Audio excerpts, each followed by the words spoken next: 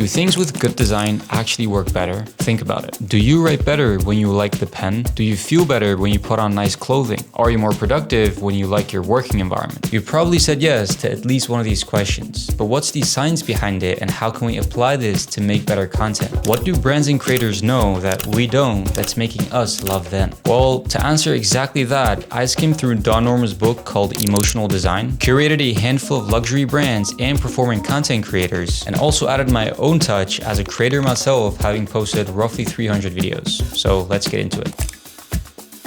For many years, psychology believed that the way something looked had nothing to do with how easy it was to use. But in 1995, two Japanese researchers did an experiment in Japan. They tested numerous ATMs, all with the same functionality, but some having more attractive buttons and screens. And as a result, they found that the more attractive ones were perceived to be easier to use. Even after experiments like this, we still didn't know the reason behind it. Don Norman puts it this way. According to Alice Eisen's research, the more happy you are, the more creative you are. So if attractive things make you feel good, it makes you think more creatively, thus helping you solve problems more easily. That's the exact reason why you can write more creatively with good pen and paper. Or a more specific example, if you're a designer or a video editor, you'll do much better work on a higher pixel monitor.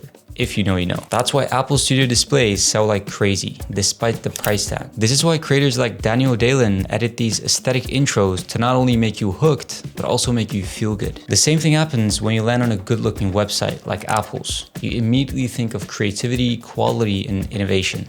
At least I do. But the way something looks is only a piece of the puzzle.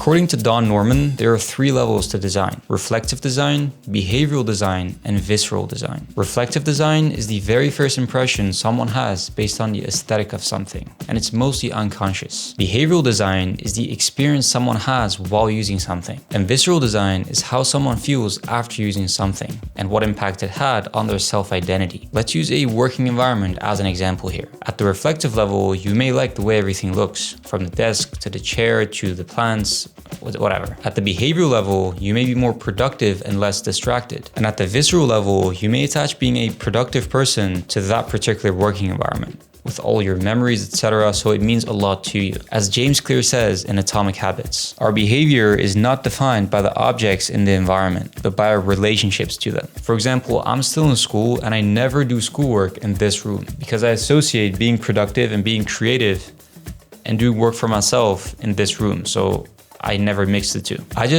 absolutely love my desk setup. It just unlocks creativity and deep work and productivity for me because of all the work I've done here for the past 3 years. So now that we know a bit of the science behind it, let's look at how luxury brands and content creators apply all of this. There's this brand called Montblanc, if I'm pronouncing that correctly, known for their luxury fountain pens.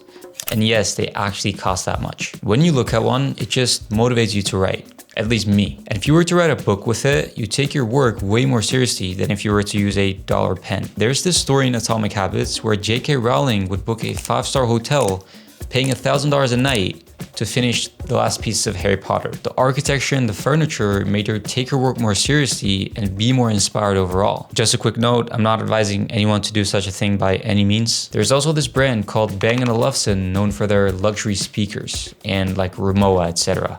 They all operate on the same principles. Before we move on to the creator examples, let's first see how the principles of this book apply to personal branding. The reflective level would be the video editing, video quality, thumbnail, etc. The behavioral level would be the actual content, the pacing, and the experience of watching the video overall. And the visceral level would be the parasocial relationship between the viewer and the creator over a longer period of time. Let's take Daniel Dalen as an example. At the reflective level, he has aesthetic shots, nice editing, and a good vibe. At the behavioral level, you experience what it is like to run a business in China at a young age. And at the visceral level, you start building this connection with him, especially if you've been following him for a while. I still remember exactly summer 2 years ago when he started when he was just posting every week, and sometimes I just go back and watch them to relive the moments. Or Iman Gaji. At the reflective level, you see old money. At the behavioral level, you experience the feeling of building business at a young age and what's actually possible. And at the visceral level, level, you can see his entire journey all the way to when he was just 16. Or Ali Abdaal. At the reflective level, you immediately see the title doctor turned entrepreneur and you get interested. At the behavioral level, you see that anyone,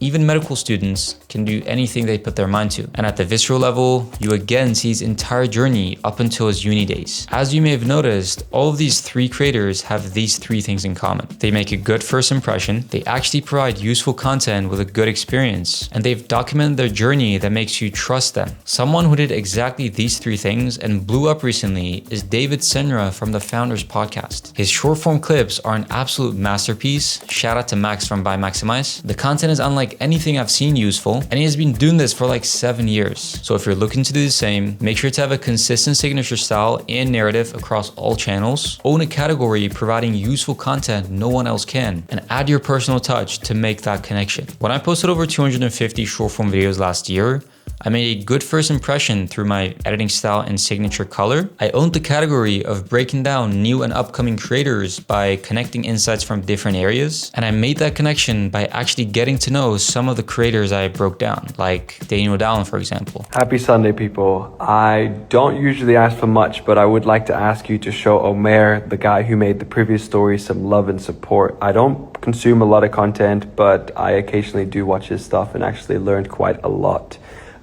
He made this video explaining where I turn a brand into a case study for my company, which is a brand that I'm going to launch in a few days from now. So if you're interested in why I'm doing this, how I'm doing this, he made a good video about it. So go show him some love, some support, and I wish all of you a lovely Sunday. And that was pretty much it. I hope it was useful. Let me know what you want to see next. Feel free to shoot me a DM on Instagram. Thanks so much for watching and see you in the next one.